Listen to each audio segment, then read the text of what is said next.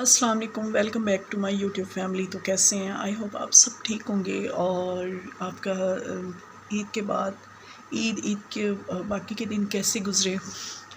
میں جو ہوں بس ہمارے یہاں جو دوسری عید تھی اس میں میری پھپھو کی ڈیتھ ہو گئی تھی اور بس وہ لمحہ جو تھا بہت دردناک تھا۔ تو پھر عید کیسی؟ تو بس اس کے 2 دن کے بعد میں پھر چلی گئی تھی اپنے ادھر گھر، وہاں سے ولیج، اور پھر اپنی کزنوں کی، اپنی بہنوں کی، سب کی دکھ میں شریک ہوئی، کیونکہ وہ کہتے ہیں نا کہ جنہیں لگتی ہے انہیں پتہ ہوتا ہے۔ تو اللہ پاک جو ہے میری پھپھو کو جنت میں اعلیٰ سے اعلیٰ مقام عطا فرمائیں اور ان کے بچوں کو صبر دے، کیونکہ وہ کہتے ہیں نا کہ ماں ایسی ہستی ہے کہ بچوں کے سر پہ ان کا ہاتھ سایہ چلا جائے نا تو ان کا عرش ہل جاتا ہے۔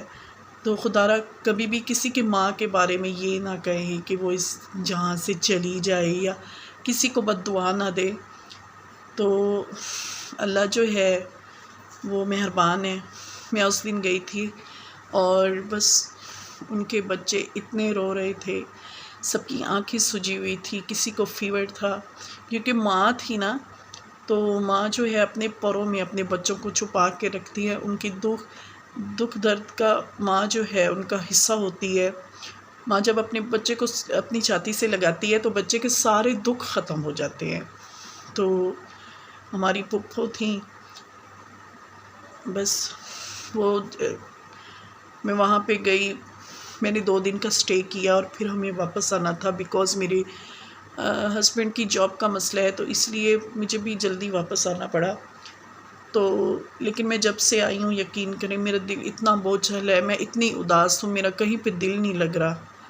بس میں نا ان کو یاد کر رہی ہوں، ان کی باتوں کو، وہ سب لمحے۔ بس میرے ابو جی کے جانے کے بعد جب ہمیں انہیں گلے لگاتے تھے نا، کہ یقین کریں میں انہیں ایسے کہتی تھی کہ ان کی خوشبو آ رہی ہے، میرے ابو کی آپ سے خوشبو آ رہی ہے۔ ظاہر ہے بہن بھائی تھے نا، تو دل بہت اداس ہے، اتنا اداس ہے اور ویران ہے۔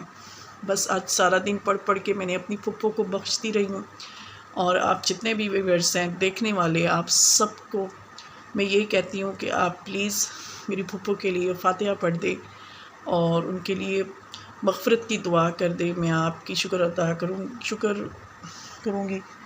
تو جو میری روٹین ہے، میں جس طرح وہاں گئی اور پھر جس طرح واپس آئی، ہم رات کو تقریباً 2:30 بجے آئے تھے، اور یقین کریں چھوٹے بچے کے ساتھ سفر کرنا بہت مشکل ہوتا ہے۔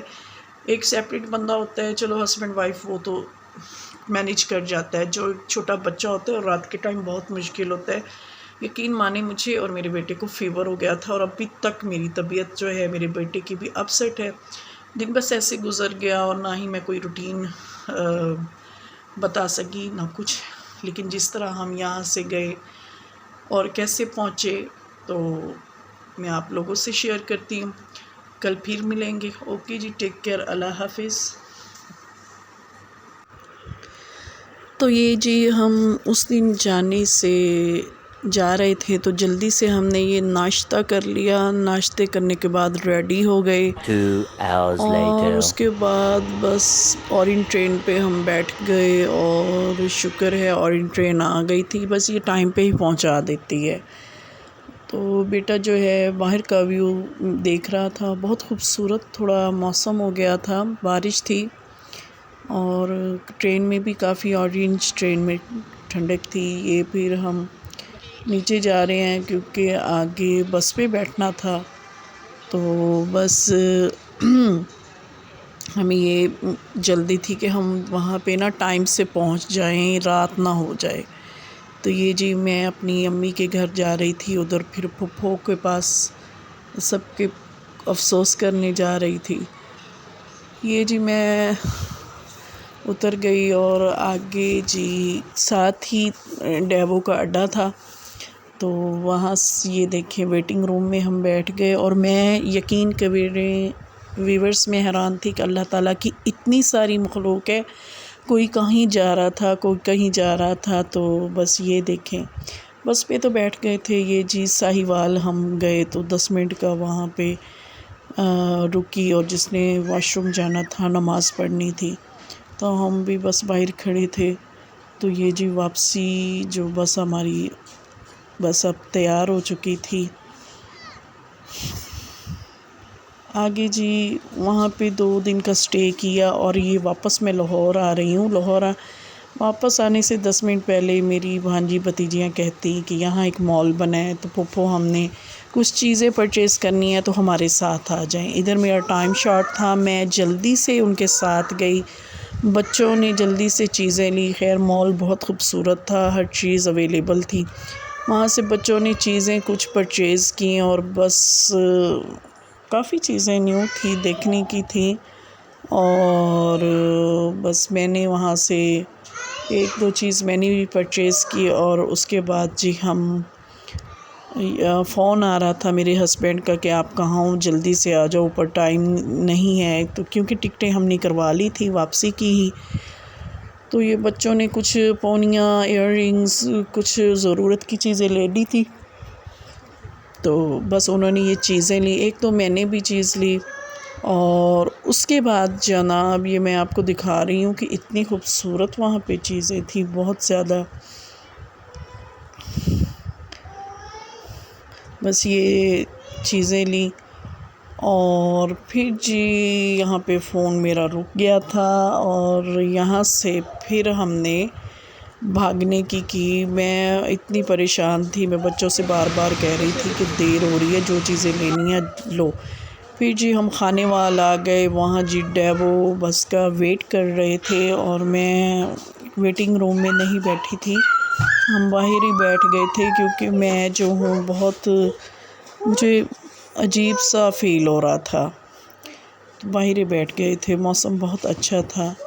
یہاں جی ہم ماشاءاللہ لاہور پہنچ گئے تھے، اللہ اللہ کر کے 2 بجے پہنچے تھے. اور یہ آگے کا سفر ہے. لاہور پورا سجا ہوا تھا، نہر سجی ہوئی تھی. یہ نہر ہے جس کو اتنا خوبصورت سجایا ہوا ہے. عید تھی، عید کے موقع پر بس وہ سفر جاتے ہوئے بھی وہ جل گزرا، اور آتے ہوئے بھی تھکاوٹ بہت زیادہ ہو گئی تھی. اور پہلے بس بھی میرا بیٹا سو جاتا ہے، لیکن اس دفعہ وہ بالکل نہیں سویا تھا. بس ہم یہی کہتے تھے کہ ہم جلدی سے پہنچ جائیں. اب یہاں پہ 2 بجے کا ٹائم ہے پڑا، تو بس آپ ویورز دیکھ لیں. تو میں حیران تھی کہ کس طرح انہوں نے یہ سجائی ہوئی ہے.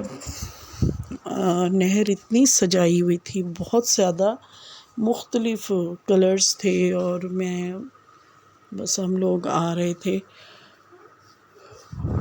اوئے ہوئے ہوئے پوری نہر انہوں نے سجائی ہوئی تھی، اتنی پیاری کہ میں بس آپ یہ دیکھیں. مختلف سٹار بنے ہوئے تھے، کہیں پہ کوئی ڈیزائن تھا، کہیں پہ کوئی ڈیزائن تھا. میں یہاں پہ بہت گمسم سی بیٹھی تھی، بیکاز مجھے اپنی امی، اپنی پھپھو، اپنی سب بہن بھائی، اپنی کزنز، سب کی بہت، بچوں کی بہت یاد آ رہی تھی. میں انہیں مس کر رہی تھی بہت زیادہ. تو فائنلی شکر ہے ہم گھر آ گئے، رات کو پھر سو گئے. پھر صبح ناشتہ کیا. یہ ہمارا ڈنر ہے. اور ارحم میرا بیٹا جو ہے اپنی کزنوں کو، اپنی فیصل پاپا، بڑی پاپا کو بہت مس کر رہا تھا. یہ ایسے پڑے کہ میں نے کچھ نہیں کھانا. یہ جو وہاں سے آتا ہے نا 3 دن ان کے لیے اداس رہتا ہے. پھر جی ہم نے یہ چائے پی. آپ ہمیشہ سے اپنا بہت خیال رکھیں. اوکے جی، ٹیک کیئر. اللہ حافظ. میرے چینل کو لائک کریں، سبسکرائب کریں، اور بیل آئیکن کو دبائیں.